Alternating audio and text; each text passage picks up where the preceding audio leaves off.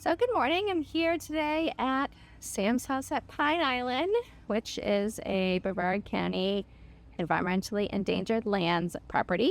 And I wanted to talk with you all today and show you different species of mangroves that we have here in the Indian River Lagoon and the ecosystem services that they provide. In Florida, we have three species of mangroves. We have the red mangrove, the black mangrove, and the white mangrove. They're interestingly not related to each other, so there are three different genuses, but they all have the same type of ecological functions and live in the same type of environment, so that's why they're sort of grouped in that mangrove family. One of the things that mangroves have that other plants don't have, and why they can survive in estuaries, in brackish water, is that they can outcompete species that can't withstand salt in the water.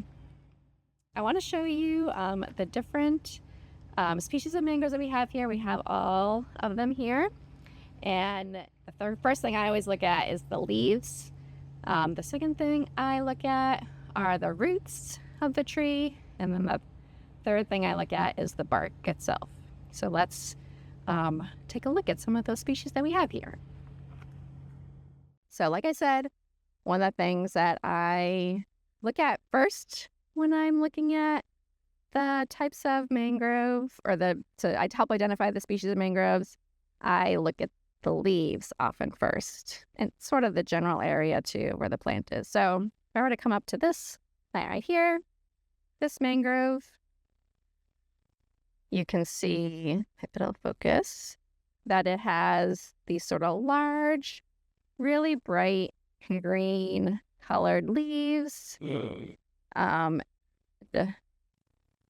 I can look sort of back to where these leaves go, they grow to this trunk back here, and you can see that there's prop roots sticking up. These prop roots are holding the red mangrove tree. And so this type of leaf with this dark color, fairly large leaf, is a red mangrove. And if you're able to move sort of down the trunk, you can see the prop roots plant. These also are leaves that are sort of large, green, kind of that more elongate shape, similar to the red mangrove. But if you look at the underside of this leaf, you can see that it's more of a olivey, lighter color green, compared to if you look at the red mangrove leaf, it's really bright green on both sides. So this tells me that this is a black mangrove. Another way you can know that you have a black mangrove nearby is by these nematophores, or these roots that stick up out of the ground. So you can see there's tons of them actually sort of intermingled with the red mangrove prop roots. So if you see our prop roots of red mangrove and then you see these roots sticking up, these nematophores sticking up, you know you have red and black together, but you don't always have the black sort of like right on top of the roots. So that's why you sort of have to look around at the leaves of the tree and of that sort of darker colored bark. And then over here, we have a white mangrove tree. So telltale way to tell a white mangrove is by the leaves. They have leaves that are more round-ish. Also sort of a lightish green color. There we go. And then often the leaves have this little notch sort of at the very top of the leaf. They also have, if I can zoom in here, these two little, what they call nectaries at the very base of the leaf that attach to the stem right here. So this is the white. This is a small white, but it does have this lighter color bark. So another good way of knowing that this is a white mangrove.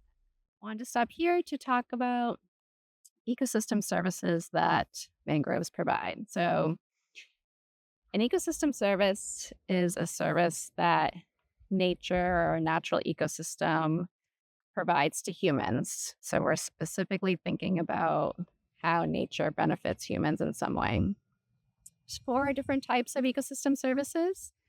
There is provisioning. And so this is when an ecosystem provides some type of product or item or something that humans can directly consume or sell or buy.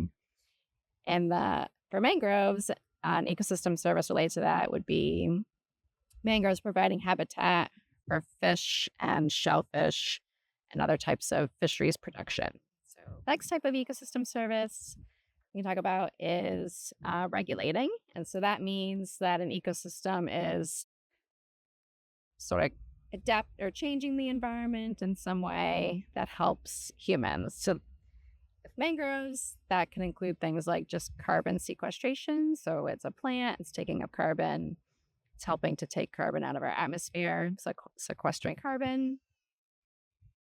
It's also helping to filter water, just as it's taking up nutrients, as having its roots in the water.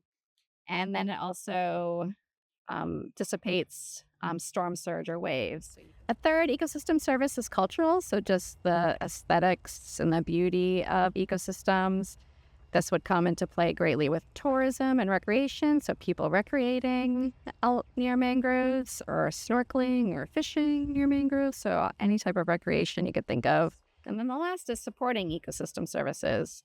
And so those would be ways that they just help support other types of services. So whether that's providing habitat, by providing habitat, it's increasing biodiversity. And then again, going back to that coastal, helping to reduce erosion and to stabilize shoreline. There have been some studies that have documented or tried to document basically the economic impact of having mangroves along a shoreline that would protect property behind it. There was a study that was done down in Naples in the Mangrove Island area to actually document when a hurricane came by, basically how much homeowners or property owners saved by having mangroves along their shoreline. So it actually reduced the amount of money that they had to pay to basically restore their property or restore their homes.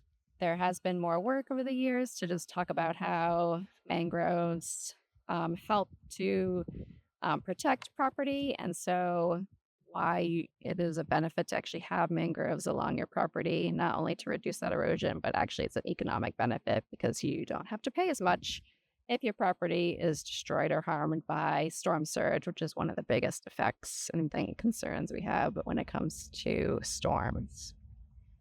That's all I really want to talk about with mangroves. Hopefully you can identify yourself the three different types of mangroves that we have here in Florida. You understand a little bit better about what an ecosystem service is and how mangroves provide ecosystem services. Thanks for listening to me and learning about mangroves today.